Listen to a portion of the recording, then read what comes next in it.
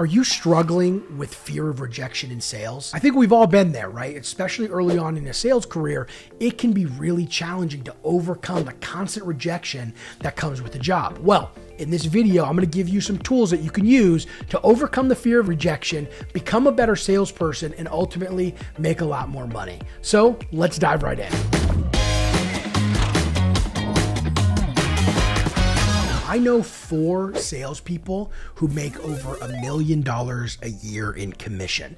They sell really complex softwares to enterprise organizations. They do incredibly well. There's one thing they all have in common. They're not afraid of rejection. And this is a trend, regardless of the income of the salesperson, of the top performing salespeople that I know. They don't fear rejection. And typically, low performing sales reps really do fear rejection. So it is super important that you're able to go from any fear of rejection to no fear of rejection if you want to see your income skyrocket. But before I jump in and share with you how you can overcome it, why don't we talk a bit about what causes a fear of rejection? So the fear of rejection is typically tied to something in our youth, right? We all want to feel like we're included, that we belong. And oftentimes young, on the schoolyard, in middle school, high school, we struggle with that. And we want to fit in so bad. We end up developing this high need for approval. We do things in hopes that our peers will approve of what we're doing. And as we get older, we care a lot less about the approval because we're no longer on a schoolyard. We're not interacting with people in the exact same way.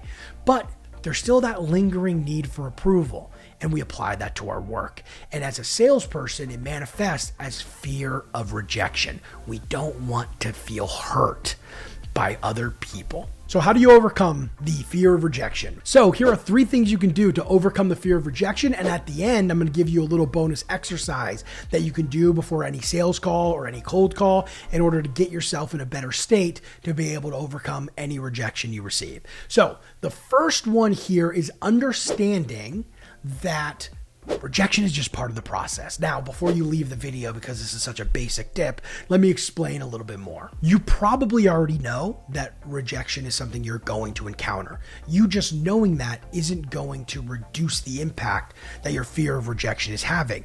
But what I want to share with you is by having an understanding, an intellectual understanding that rejection is part of the process, you can then move into the next phase, which is falling in love with the process, where that fear of rejection is no longer something that's just coming within you and you just feel, rather it's something that you observe. See, if you fall in love with the process, you want to understand every piece of it.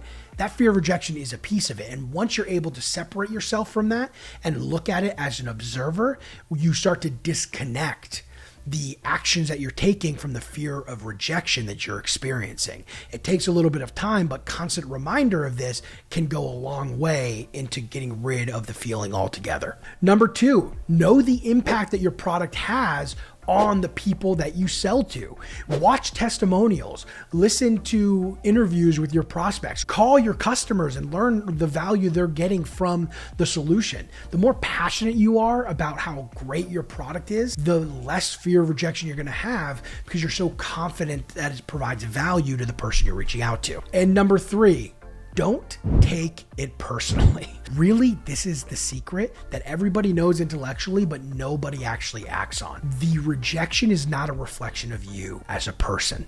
It's not. It could be your approach. It could be your process. It could be how you said something. There's a lot of things it could be. But what it isn't is a reflection of you as a person. And once you do that first step where you start to disconnect yourself, you can look at rejection and analyze what caused that rejection to take place. Maybe you said something differently. Maybe your script is wrong. Maybe you're not listening to the other person, whatever it might be.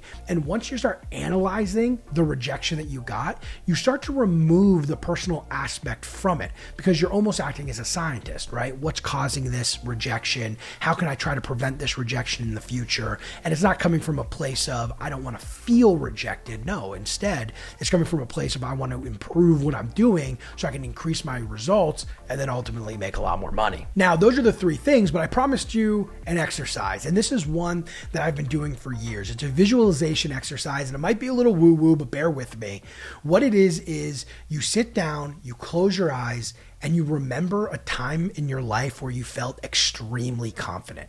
Really put yourself into that moment. For me, I did stand-up comedy for 5 years. So what I visualize is that walk from the side of the stage to the microphone. There's no more exciting, more confidence that I feel than walking from the side of the stage to the microphone. So when I close my eyes and I visualize that, I'll even stand up out of my chair and walk around and relive that moment. So then that way, when I actually start making calls, I can channel that confidence. And if you do this before big cold calling sessions or before sales meetings, what you'll see is that by visualizing and putting yourself back into a place where you felt extremely confident, you actually start to feel a lot more confident. It might not happen the first time you do it, might not even happen the second time you do it, but as you practice and you get a lot better at reliving confident experiences, you're going to see it translates really well to the people that you're talking to.